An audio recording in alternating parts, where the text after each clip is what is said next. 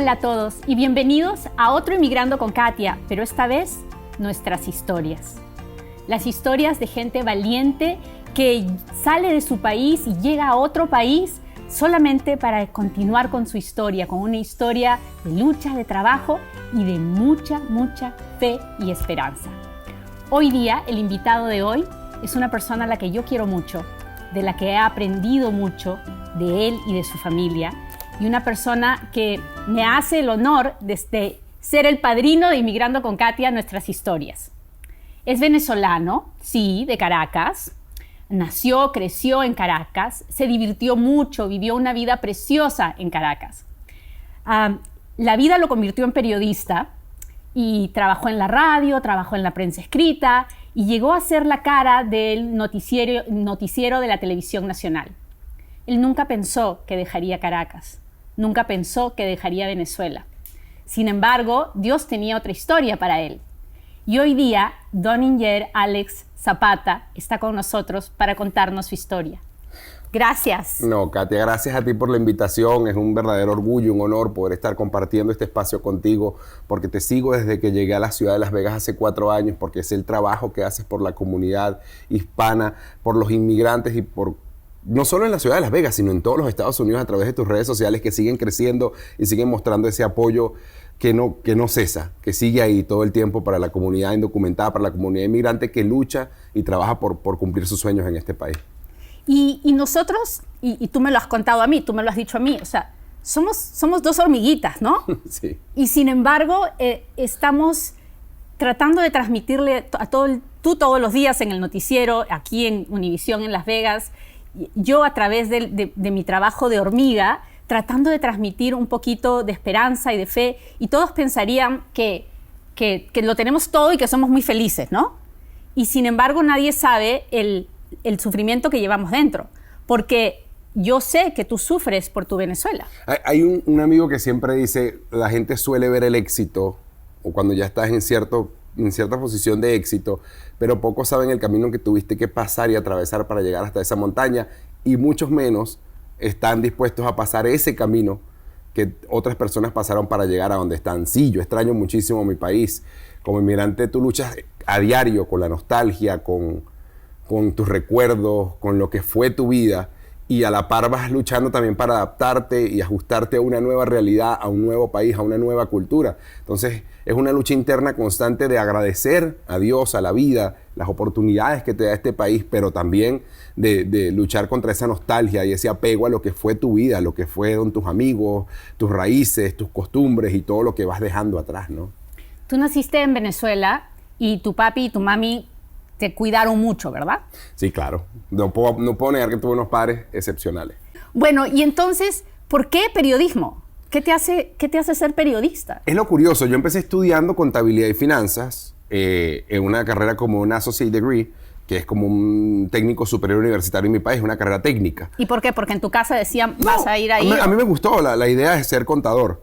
Entro a la Escuela de Economía en la Universidad Central de Venezuela, que es quizás una de las universidades públicas más grandes del país. O sea que eras inteligente. Sí, los periodistas también somos.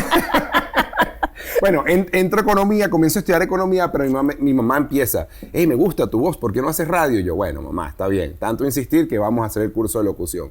Cuando hago el curso de locución y lo termino, ahí cambia algo, hay un cambio rotundo en mí, digo, aquí hay algo que me gusta, que me apasiona. Y comienzo a hacer radio en una radio pequeñita, en una parroquia donde yo vivía que se llama Caricuao.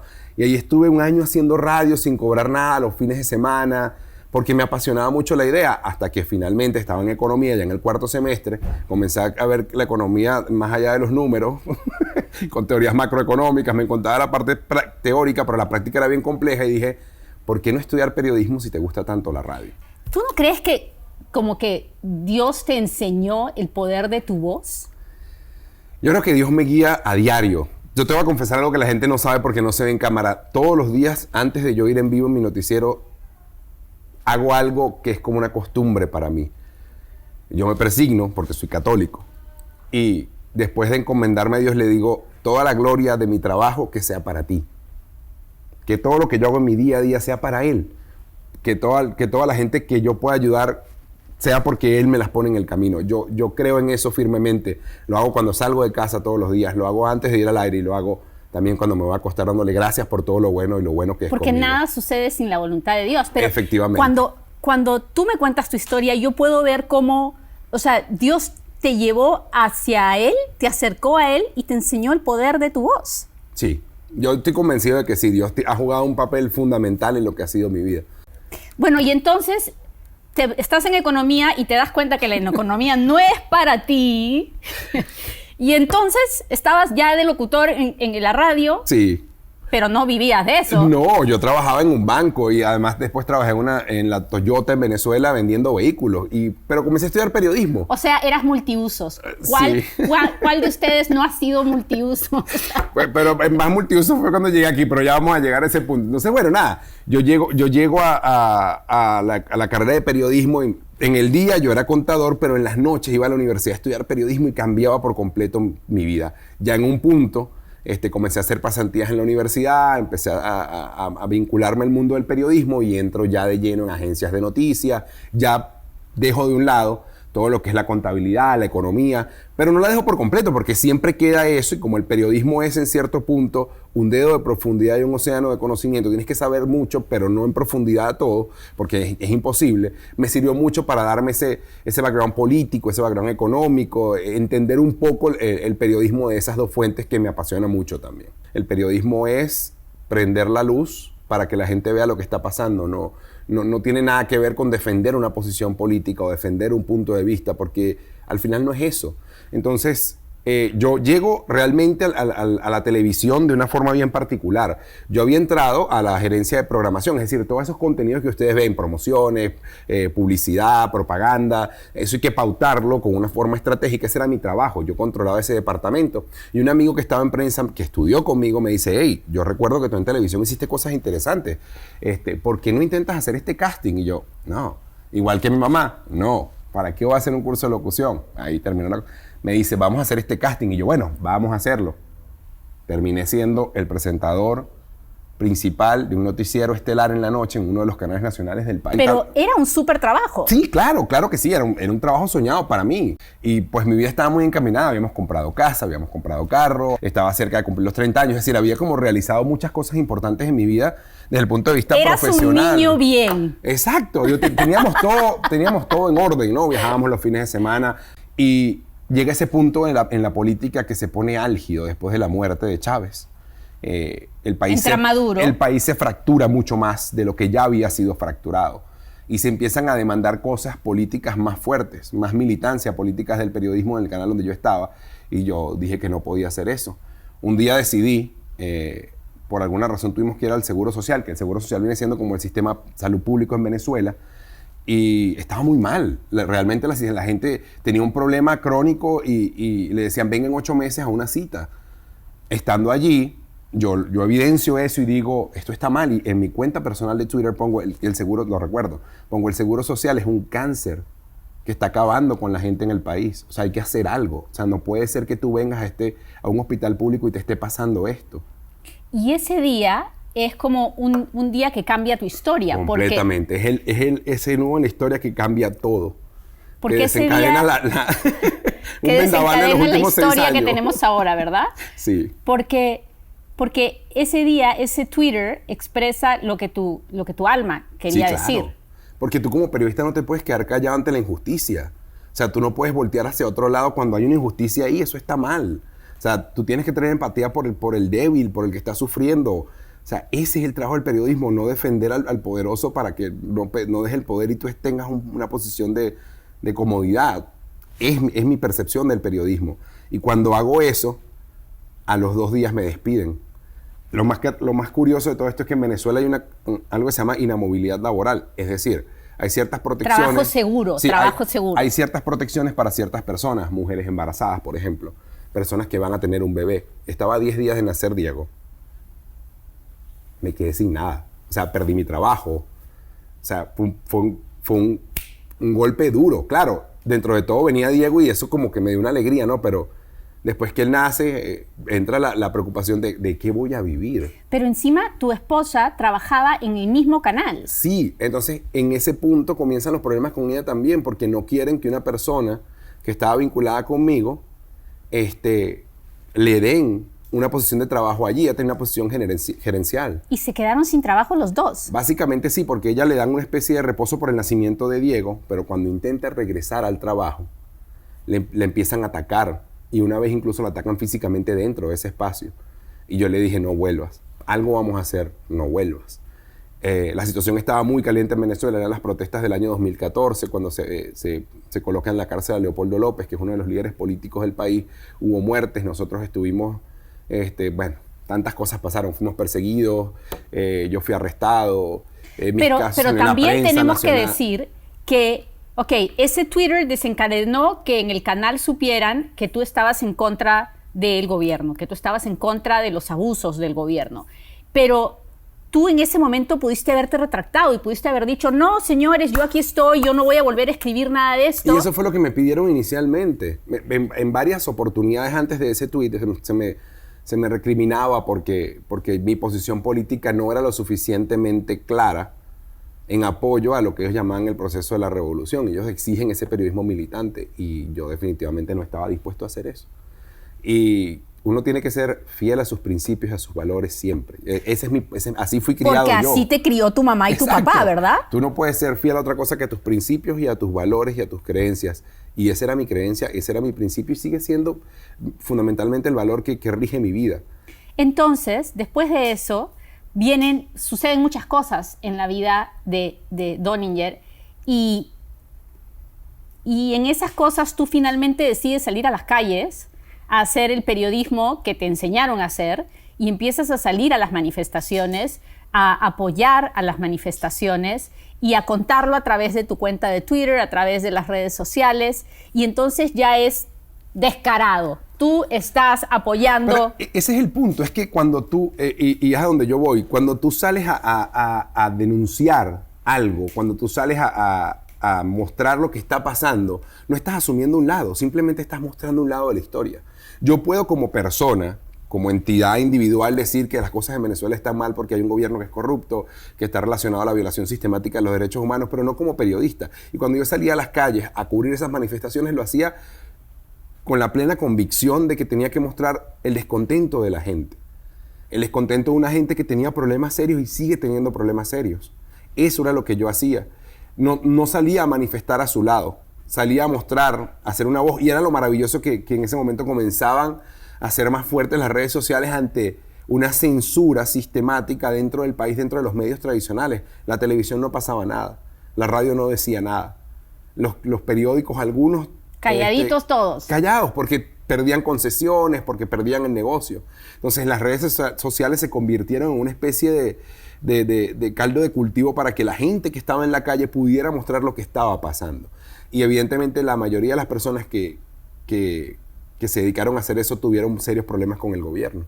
Y la mayoría están afuera. Exactamente. O sea, todos. O están presos. Porque tengo amigos que tienen que presentarse a tribunales constantemente, o que han sido detenidos y torturados, o que están en el exilio también, o que han sido desaparecidos o asesinados. Entonces, tenías ese punto, ¿no? Entonces, mi esposo un día me dice, yo no puedo más. Nosotros estuvimos viajando de diversas partes del país. Yo publicaba, estoy en Caracas cuando estaba en otra parte. Y estoy en otra parte cuando estaba en otra parte.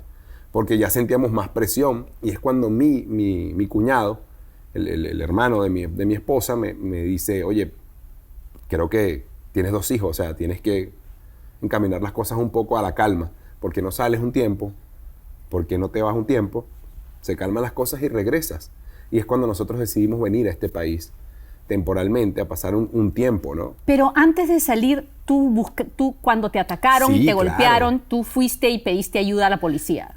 Cuando fui despedido, fui a la Inspectoría del Trabajo, que es como el ente que te protege como trabajador, y diciendo, no te protegieron. Violaron mis derechos. Yo tengo los documentos que muestran mi denuncia, que fui en múltiples ocasiones y siempre me decían que no le iban a tomar hasta que algún día se decidieron a tomarla y nunca hicieron nada. Ese expediente debe estar ahí congelado Sigue esperando y a la policía no fui porque entendí que no había sentido. Pero después te golpearon. Sí, pero era lo mismo. Incluso una vez fui detenido por los mismos guardias nacionales. Entonces, era como, ¿cómo vas a irle a contar al que te tortura que te están torturando? Era como absurdo, ¿no? Para mí. Entonces, pero que sí quedó registro en la prensa de las cosas que nos hicieron, ¿no? Y mucha gente se tomó la molestia de contar lo que nos estaba pasando. Dentro de todo, yo había tenido una posición privilegiada dentro de los medios en Venezuela y evidentemente eso ayudó a que se prestara cierta atención a mi despido y a mi caso en los meses posteriores. Pero lamentablemente eso no es una realidad para todos los venezolanos, porque hay venezolanos que son expuestos a múltiples castigos día a día y son tantos y tan cotidianos que parece lo normal y cuando no lo es. Y entonces te vienes a Estados Unidos a que se calmen las aguas. Sí. Y te traes a tu mujer y a tus 2 hijos. Sí. ¿Y qué pasa? Llegas aquí y ¿qué es lo que te hace darte cuenta de que no puedes regresar? Es un tema muy sensible para mí porque recuerdo claro que habíamos pasado un mes y medio acá, ¿no? Y nosotros, bueno, le dijimos a Camila, que tenía 4 años en ese tiempo, que venía básicamente a unas vacaciones y ya íbamos a volver. Nosotros dejamos todo atrás, dejamos todo lo que teníamos atrás. Llegamos con... ¿Con tu maletita? 3 maletas y 2 niños. No había nada más. Y tú tratas de resumir una vida en 3 maletas. Bueno. Pero realmente tu vida estaba en las maletas, tu vida estaba en tu alma, en la pasión que traías. Es lo que te digo, tú luchas contra esa nostalgia porque yo pensaba también que iba a volver. Yo jamás pensé que cuando me iba de Caracas no volvería. ¿Pero ¿Pero te diste cuenta cómo sonreía Camila cuando estaba aquí? Sí, pero ese es el punto. Y lo más triste no fue la sonrisa de Camila, sino lo que me dijo. Camila va caminando conmigo a buscar el correo, al buzón, y me dice, a mí me gusta más acá que en Venezuela. Y a mí me llama la atención porque es una niña de 4 años. Y yo le pregunto, mamá, ¿por qué? ¿Por qué me dices eso? Y me dice, porque aquí nadie te quiere matar. Y a los 4 años es muy duro que un niño piense que su papá puede morir cualquier día, Exacto. ¿Verdad? Porque a los 4 años un niño tiene que pensar que su papá es invencible, que es Superman y que va a estar ahí para protegerla toda la vida. Y ella tenía miedo de volver. Y ahí es que yo me doy cuenta del daño que le había hecho. No con intención, pero a través de mi trabajo. O sea, entendí el profundo daño que yo le había hecho a mi hija estando en el país. Y es ahí donde yo le digo a mi esposa que no podemos volver. Porque yo no iba a dejar de ser lo que había sido toda la vida. O sea, yo no puedo renunciar. Hay una película maravillosa que se llama El secreto de sus ojos, una película argentina. Y en una de las escenas hay una persona que dice, hay algo a lo que un hombre jamás puede renunciar. Tú puedes renunciar a muchas cosas, a una relación, a una casa, pero tú no renuncias a tu pasión. Y yo no puedo renunciar al periodismo, eso es algo que ha marcado mi vida por los últimos casi 20 años. Entonces, yo sabía que si volvía iba a hacer lo mismo. Y si hacía lo mismo, probablemente corría el riesgo y entendí que mi pasión no podía estar por encima de los intereses de mis hijos. Y su estabilidad, y su estabilidad emocional. Así que decidimos comenzar ese largo y arduo proceso del exilio involuntario que ya tiene casi 6 años, ¿no? ¿Y pasamos hambre? Ay, pasamos muchas necesidades al principio, yo creo que como todos los inmigrantes cuando llegan a este país, ¿no? ¿Verdad? Porque mucha gente nos mira y puede pensar que siempre lo hemos tenido todo y que pues, tú creciste en cuna de oro y la gente diría lo mismo de mí. Tú creciste en cuna de oro, has tenido siempre lo mejor y yo cuento la historia de cuando abrí la puerta de la alacena de mi cocina y solo tenía una bolsa de arroz. Cuando yo llegué a Miami empecé a trabajar en el downtown entregando comidas en una moto. Ese era mi trabajo. Hacía delivery de comida en una moto, no tenía ni siquiera un salario. Me pagaban $2 por cada comida que llevaba y la propina era mía. Entonces con eso logramos sobrevivir 1 año. Pero llegó el punto donde no puedes vivir en Miami haciendo ese trabajo. Realmente Miami es como California. Al menos como el estado de California, Miami específicamente como ciudad es una ciudad muy cara. Estábamos prácticamente en la quiebra y me sale una oportunidad aquí en un casino y me dicen, vente que es segura. Pues salimos de allá, llego acá, primero yo, porque era el día de la entrevista, y cuando llegó, algo pasó y no se dio el trabajo. Ya Joali, que es mi esposa, ya venía en camino. Y yo le digo, no tenemos el trabajo, pero aquí estaba mi cuñado. Dormimos los tres en un cuarto, pedíamos comida en una iglesia. Entonces, imagínate una persona que no lo tuvo todo, pero tuvo ciertas comodidades. Lo tuviste todo. Claro, pero tenías tus No tenías comodidades. lujos, pero lo tuviste Exacto, todo. Nunca necesité otra cosa que de mí mismo para sostenerme, estar en esa situación. Ok, han pasado 6 años de ese momento. Puedes ver cómo en ese preciso momento en que tenías que comer de lo que te daban en la iglesia, era Dios el que te estaba dando de comer. Sí, y le pido perdón mucho porque en algún punto renegué de él.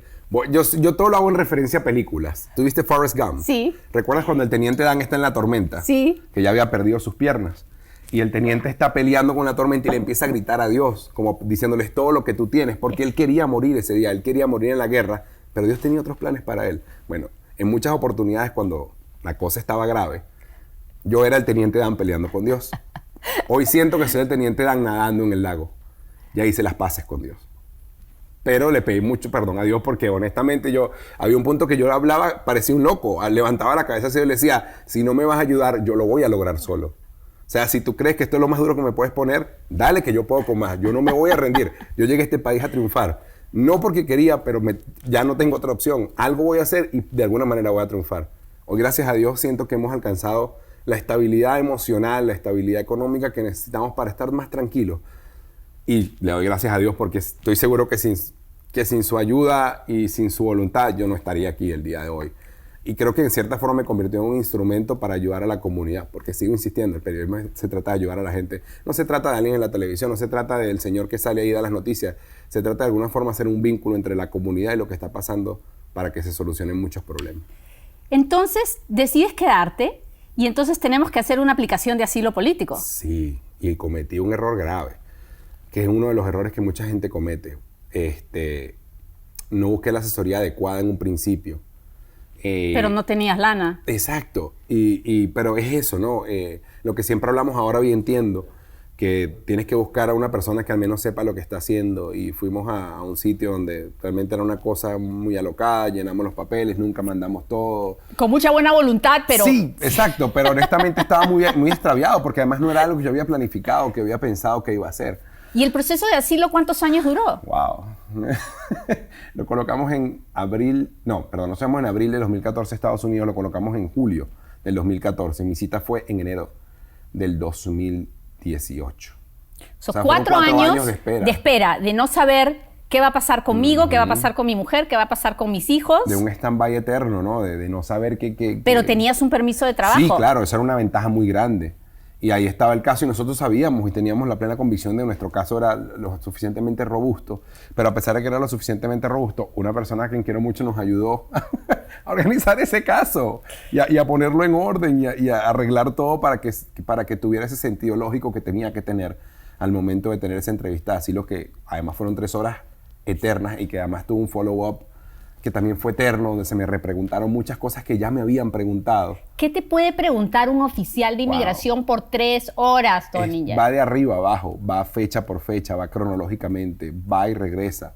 Te pregunta qué te pasó este día y cuánto tiempo estuviste allí y en qué momento te pasó eso y cómo te sentiste.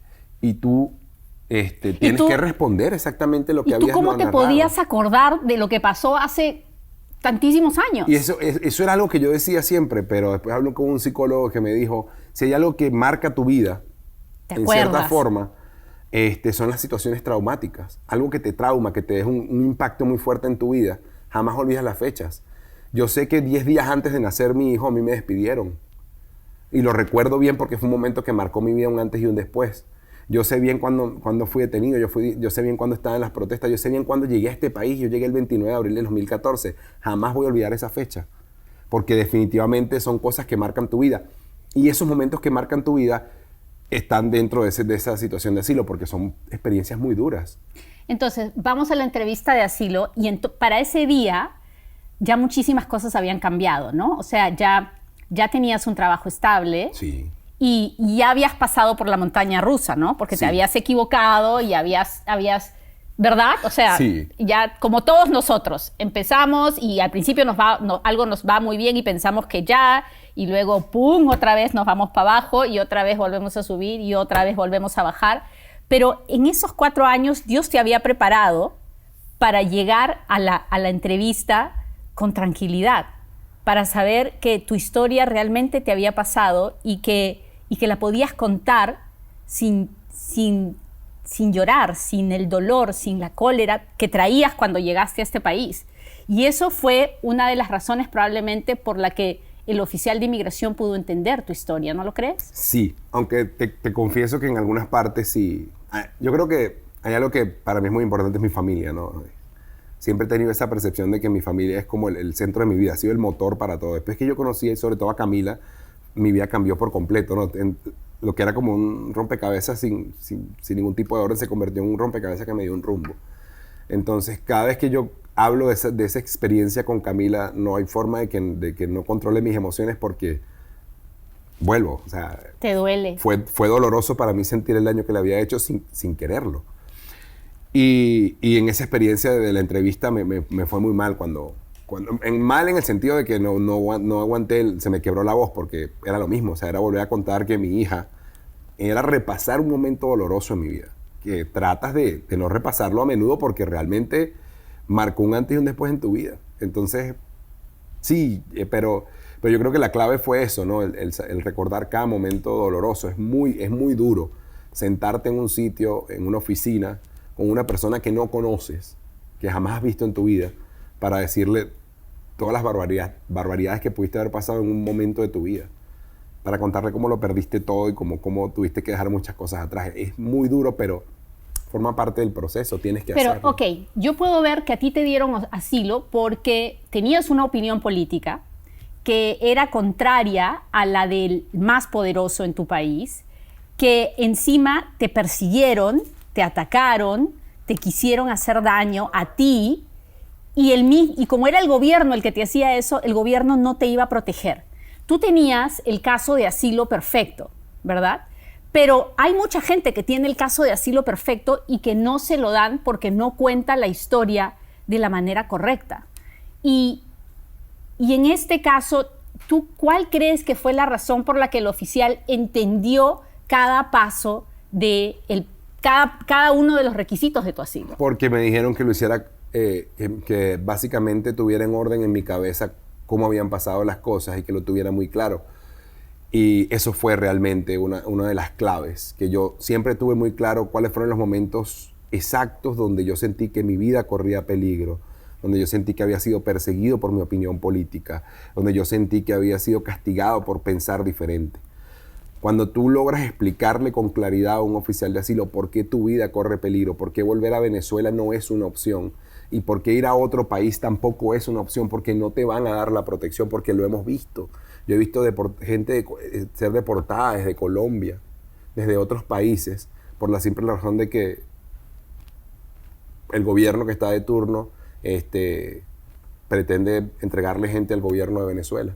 Pasó con un connotado joven político venezolano que fue enviado desde Colombia hasta Venezuela y fue torturado. Gracias a Dios, dentro de los procesos de negociaciones que tiene esa dictadura, ese joven pudo ser sacado del país y llevado a España, pero nadie le va a devolver ese tiempo. Entonces, yo siento que se resume en saberle explicar con detenimiento al oficial de asilo por qué tu vida corre peligro, por qué fuiste perseguido, y entender que el asilo no es una condición que se da por la situación país, sino que es por la situación personal, tu caso, tu experiencia personal que te llevó a salir corriendo básicamente de nuestra vida, de lo que tú eres. Ahora ya tienes el asilo y la pregunta de los 10 millones de este programa de Inmigrando con Katia, nuestras historias, es, ¿lo volverías a hacer? ¿Te volverías a ir y volverías a dejar todo? ¿Volverías a pasar por estos 6 años? ¿Valió la pena? Sí, valió la pena. Si me preguntas si volvería a hacer lo que hice por mi trabajo, sin duda alguna lo volvería a hacer. Si me preguntas si no hay un día que yo extraño mi país, no lo hay. Y ya no puedes volver. Nunca más. y esta es tu nueva casa. Y eres un inmigrante al que Dios le ha concedido un nuevo hogar en los Estados Unidos. Eres un bendito de Dios y tienes una familia maravillosa.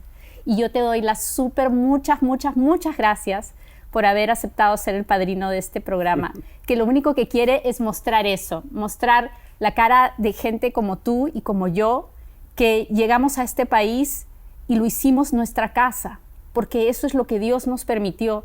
No vinimos porque quisimos, vinimos porque teníamos una niña de 4 años que se merecía una vida sin miedo. Y solo por eso somos unos benditos de Dios. Así es verdad. Muchas gracias. Oh. Gracias a ti por invitarme, por tenerme acá, de verdad y por seguir trabajando por la comunidad hispana en este país, porque hay tanta desinformación, hay tanta gente que trata de aprovecharse de los nuestros, que cada ventanita que existe para ayudar a la comunidad, siento que es una cosa que hay que apoyar, que hay que seguir empujando para que siga creciendo y para que cada vez más personas de nuestra comunidad puedan tener esa información tan valiosa que a veces es tan difícil de conseguir. ¿Verdad? Sí, terrible. Pero la información nos va a hacer libres y yo tengo algo para ti.